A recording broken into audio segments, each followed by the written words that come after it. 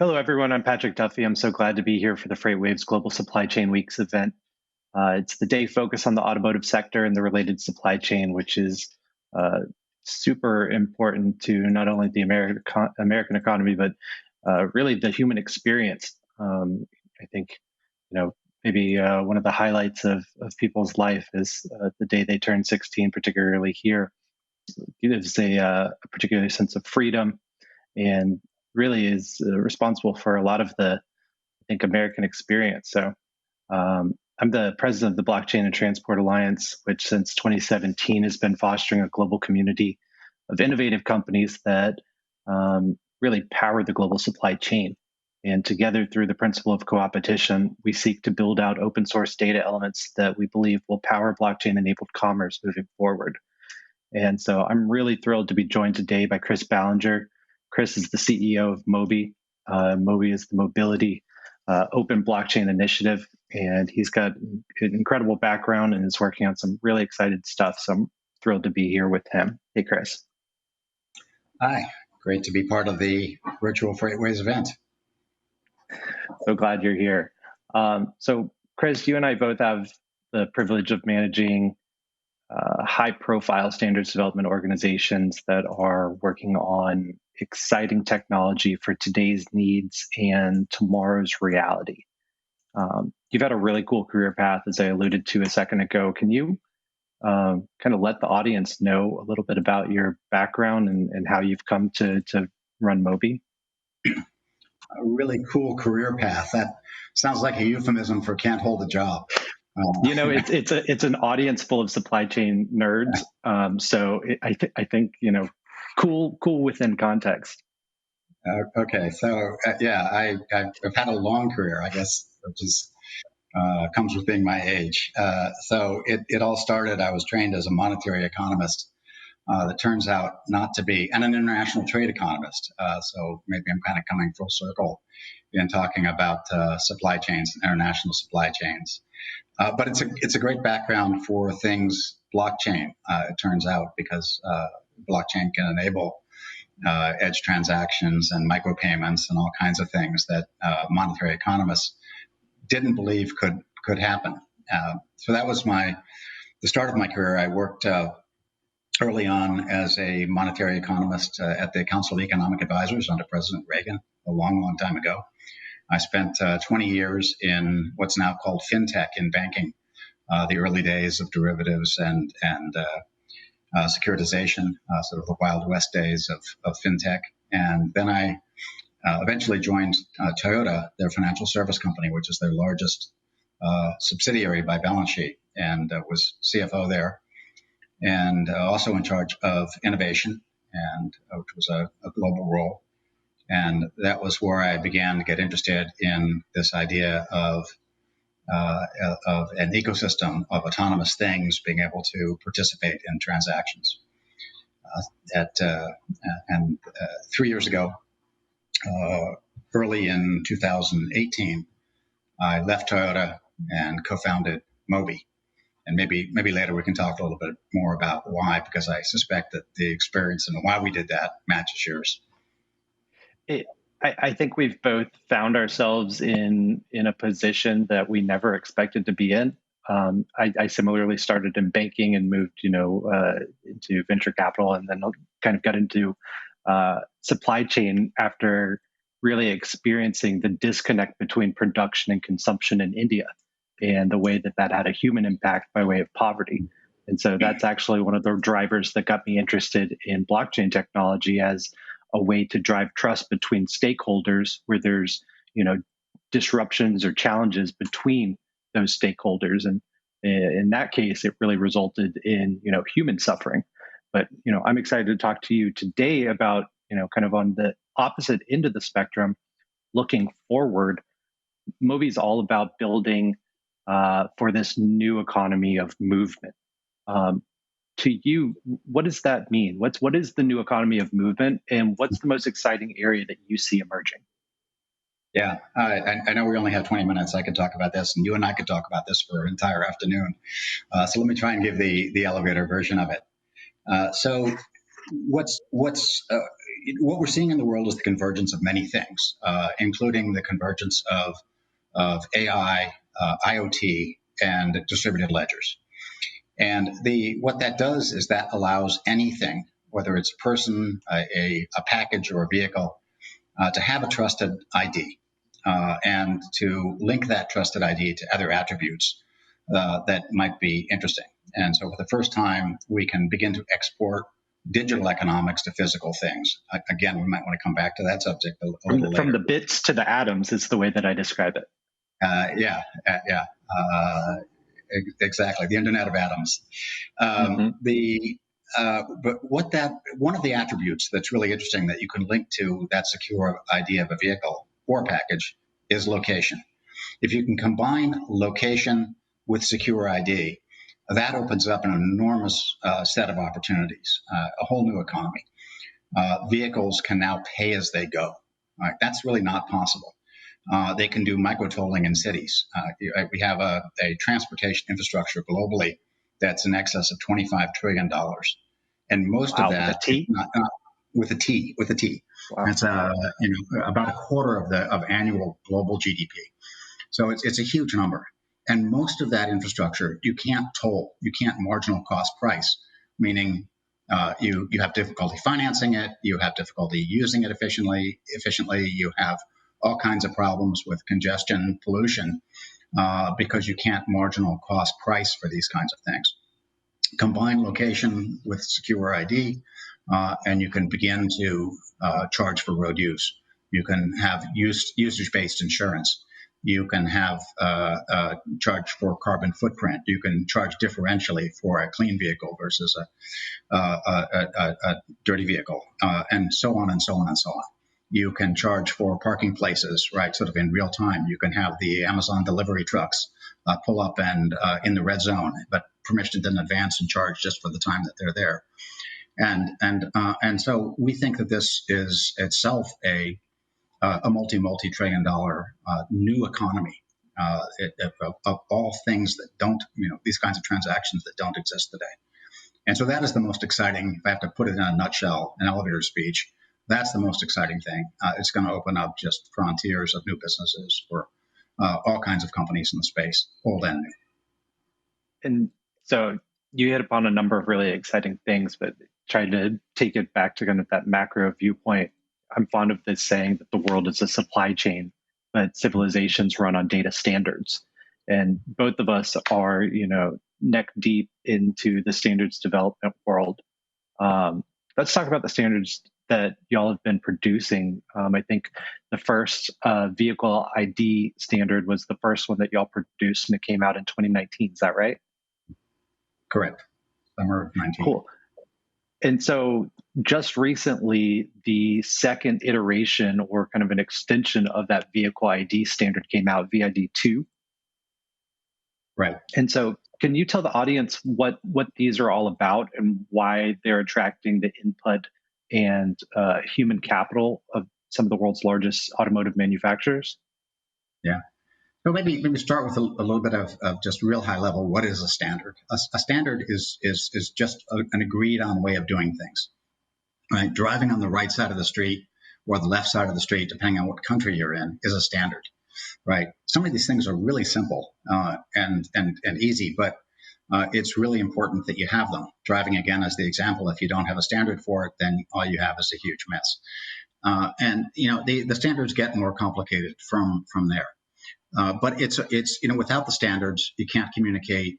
You don't have a predictable environment. You can't cooperate with somebody outside of your business silo. And the origin of Mobi really was of this frustration with this not being able to cooperate because of the lack of standards. I said that I was at Toyota, began doing POCs in various things, distributed ledger. Can a device communicate? Can you have rideshare, car share on a blockchain? Can a vehicle have ID and link that to location? So we started doing all these things. And what we found was it was really easy to put a vehicle on a chain, very hard to get to the next level. What do you do then? There was no way to get to scale. And the reason there was no way to get to scale was there was no community to plug into. There were no standards. There was no way of communicating with anybody outside of that siloed POC.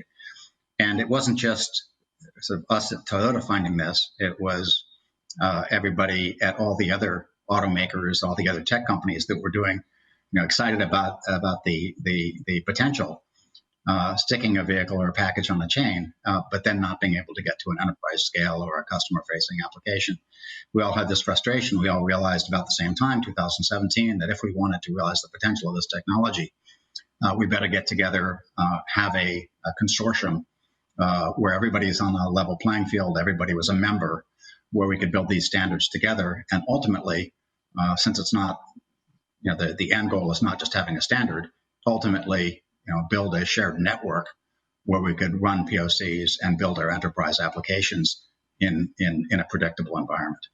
So that was the motivation of it. Now, getting back to the question about VID1 and VID2, the first thing you have to do if you're going to have a shared environment is have an ID for the important component of your physical component of your environment. So VID1 was about a digital twin for the vehicle, incorporating everything you know when the vehicle leaves the factory, a vehicle birth certificate. So it's the ID, but it's linked to everything you might want to know about the vehicle's capabilities as it's manufactured. Like a Carfax Plus.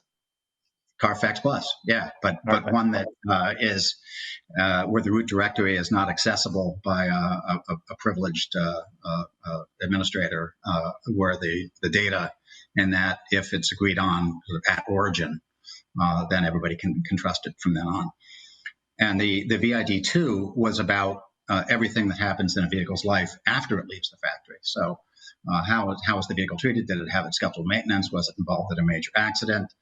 That kind of stuff. And if you think about, putting these two things together, they largely kind of solve the lemons problem in the used vehicle market, which is a huge issue for insurers who need to know what the value is. It's a huge issue for securitization and financing, where you need to know what the collateral value is of the underlying assets. And it's a huge, huge issue for dealers and OEMs who are missing out on a lot of value in that secondary market because of the asymmetry of information between buyers and sellers. So this vehicle ID, I'm really excited about some of these shared commercial platforms for vehicle usage. Volvo has a great platform. Porsche's rolled something out similarly where you can pay X dollars and get access to Y number of vehicles per month for different service level agreements.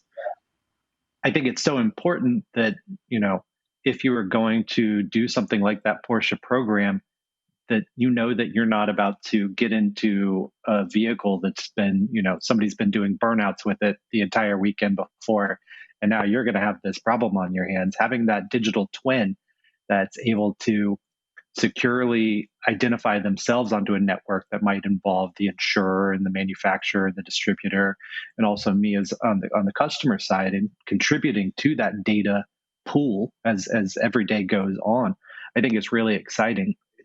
Do you think, is the real promise of these types of standards, is it going to waterfall from there into the world of autonomous?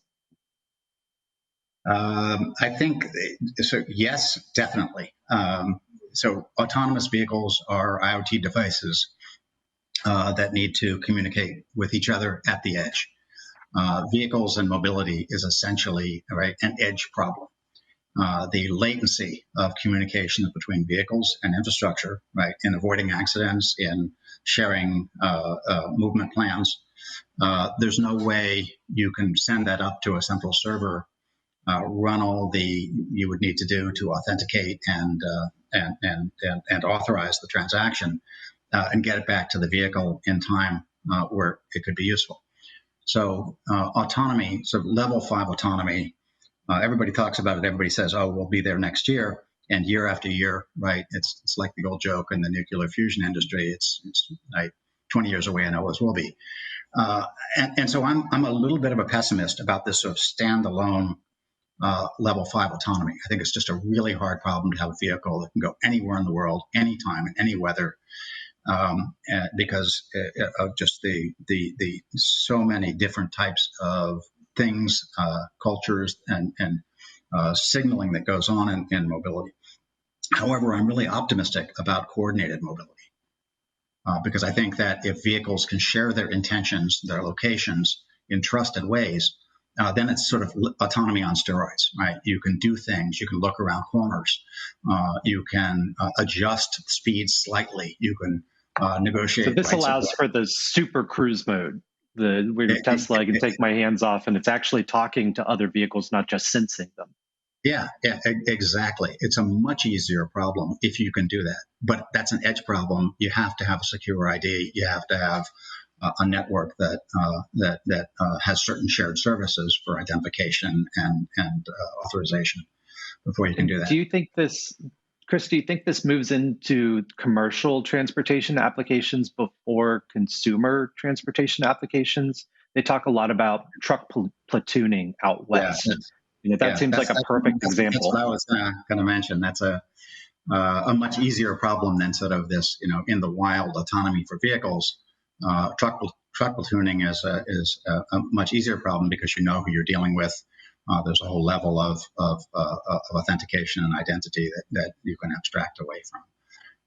And you can negotiate the distances, and you can have information about the loads and the weights that will go into the algorithms for how you can safely do that. And so that's a really interesting one. Absolutely. I do think I want to mention one other aspect of autonomy that nobody really talks about, but I think it might actually be, in the end, more important than the level 5 cars driving around and you're in the back seat having your cognac type of autonomy that everybody is excited about. And that's the ability of vehicles to autonomously pay for things, to participate in an economy, right? I like the micro insurance examples. Exactly, or the road usage, or pay as you go for congestion or right away. That's basically embedding a profit function in a car, which is sort of sophomore level calculus. That's a whole lot easier to get a car to do that. They already have the processing power. They already have the sensors. Put a secure wallet in a car with an ID and a little bit of a digital currency, and you can do that. That's not all that difficult. The technology exists today.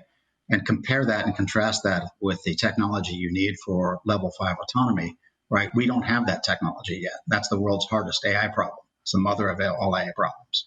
So I think that this ability of the vehicle to participate in an ecosystem, to be an autonomous economic agent, will actually occur first and be more impactful than the level 5 autonomy. And it's true in trucking, and it's true in other forms of transportation. So breaking it down, the high fidelity information being able to be shared between the right stakeholders allows for coordination, but not yet autonomy. Exactly. And payment is one form of coordination. Participating in a market is one form of coordination. Pay as you go. One of my questions is that it sounds like you're saying that the technology doesn't seem to be the shortcoming. Is there a regulatory, are regulatory drivers lacking in this space to allow for the realization of the potential sooner? I don't think it's partly a regulatory issue. There are regulations around cryptocurrencies and digital currencies, but you see central banks beginning to explore. And virtually every major central bank in the world is now exploring their own digital currency. Some farther along than others.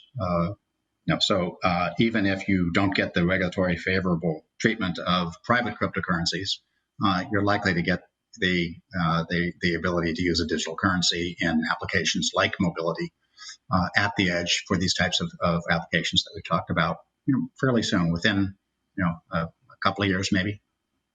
You see people building the networks to do this already. And that's a perfect segue. I was going to ask you if you can educate us about the Open Mobility Network, this next generation kind of project that y'all are working on. Yeah, so I mentioned earlier that these paper standards are nice, but nobody wants just to produce paper standards. That's not what this is about. That's not what's interesting our members.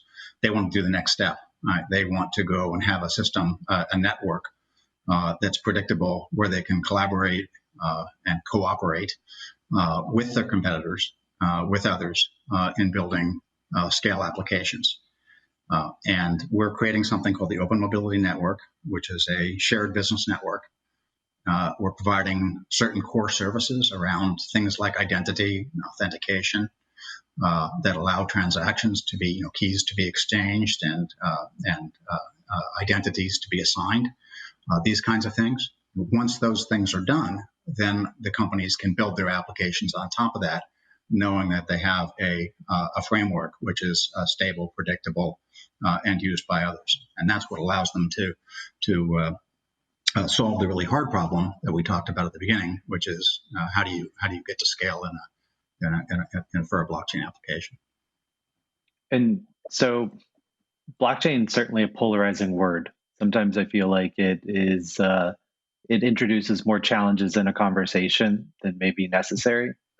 Yeah. Is blockchain necessary to realize the potential of these next generation solutions? I think so, because if you start with the assumption that this is fundamentally an edge problem, it has to be solved at the edge, right? Then you need secure IDs, and I don't know sort of how you can have decentralized secure IDs without a ledger. So if you want to call that distributed ledger technology or blockchain or banana, it doesn't really matter. This idea that you need a way of linking new data to past data in an immutable way that can be transparent, that can be audited, that's somewhat open and can be trusted. This trust layer, right? That problem of the trust layer is the key problem in the edge world. Well, y'all have a really exciting webinar coming up, I think later this week, that's going to dive into the VI2 standard and where that's going to go with the Open Mobility Network. I'd certainly encourage anyone that found this conversation exciting to go check that out. Chris, where can people find out more about Mobi, how they can get involved, et cetera? www.dlt.mobi. And the webinar that you mentioned is going to be on Wednesday morning, so I think it's going to be in real time before this airs. However, we do put our talks on the website. Usually takes 24 hours or so. So go to the website. I think there's a drop-down menu to go learn, and you can go to the past lectures. We also have one coming up in March on the Open Mobility Network, so that would be a great one for people to come to as well. Awesome. Thanks so much for joining us, Chris. I encourage everybody to tune in over the next week as FreightWaves brings audience experts from all sorts of sectors. On Friday during the Metals, Mining, and Chemicals Day, I'm going to be interviewing Lauren Roman from Everledger as we talk about how blockchain can fight greenwashing in the electric battery supply chain. So maybe some applications with some of the new working groups running or spinning up at Mobi there, Chris. So we'll have to get you involved too. Excellent. Well, thank you for the opportunity. Good luck. Yeah, thanks, Chris. See you, everyone.